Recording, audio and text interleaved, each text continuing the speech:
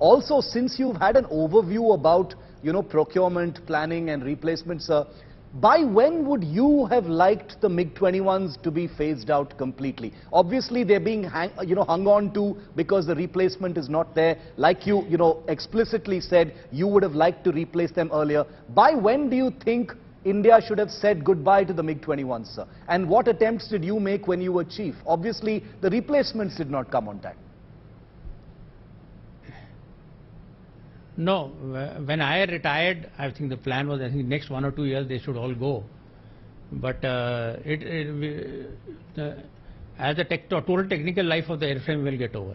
And the LCA, as you know, we have signed a contract for 4 more LCS squadrons. So those LCS squadrons will start coming in.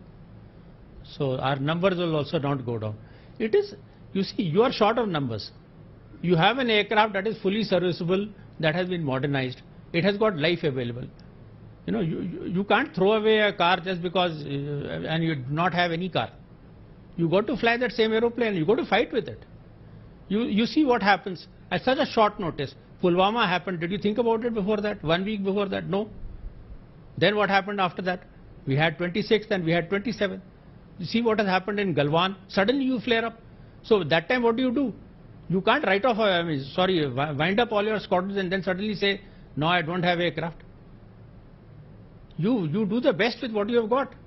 Unfortunately, the replacements have not come. And politics, the 2 squadrons of Rafale, you saw how much politics were there behind it. And the 114, like you said, multi-role fighter aircraft, it's an urgent requirement because we don't have the aircraft. As simple as that.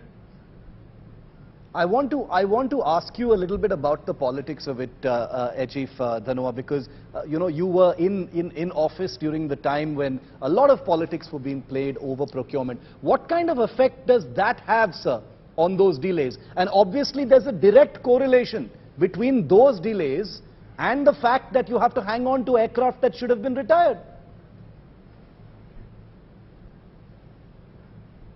You see, whenever you politicize the defense acquisition process, everybody gets overcautious.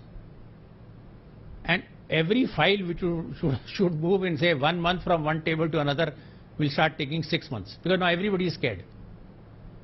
It always happens. I mean, you are doing the biggest. If you have some evidence, something, please do something and prosecute the people and send them to jail. But if you keep just throwing muck without having anything in your this thing, and then you delay the whole process, you are doing a great disservice to the nation, and especially to the armed forces and our military capability. So it is this which causes you to, why are we flying the aircraft? Because we don't have any other aircraft. As simple as that. Do you think with the Tejas fighters, finally going to start, entering service, the second deal, I mean, sir, plus the prospective deal for over 100 foreign fighters, the multi-role fighter aircraft acquisition, you think with these now on the horizon, things will stabilize and, the retirement of the MiG-21s won't be further delayed? The Tejas, we have already signed the contract. Yeah. So they should be coming. If there are no production delays, Tejas we already signed a multi-role fighter aircraft. I know we are going about the same rigmarole all over again. Yeah. Trying to re-evaluate another aircraft. But I don't know. You have to press. Someone has to press the fast forward button and get it. Otherwise, you don't know when the next crisis will happen. Yeah. And that particular period of time, you should not be again fighting an F-16 with a Bison. Can the government fix this if it wants to quickly, sir? I know this is a complicated matter. I don't want to oversimplify it because these are not things that can be changed overnight. But a lot of angry young Indians especially, sir, they're asking, why can't the government just take a hard decision on something like this and say, look, we will do this in a time-bound manner, get the Indian Air Force slightly more modern fighters that it needs so that we can speed up the retirement of these MiG-21s, because like you yourself said, you would have liked to retire them much earlier than wait till the end of their technical life. Does the government have the power to end this situation, sir? The government, obviously the procurement process is controlled by the government. Yeah. This is a question best answered by them, because there are a lot of it to it, and there's a procedure. You know, we have become slaves to the procedure.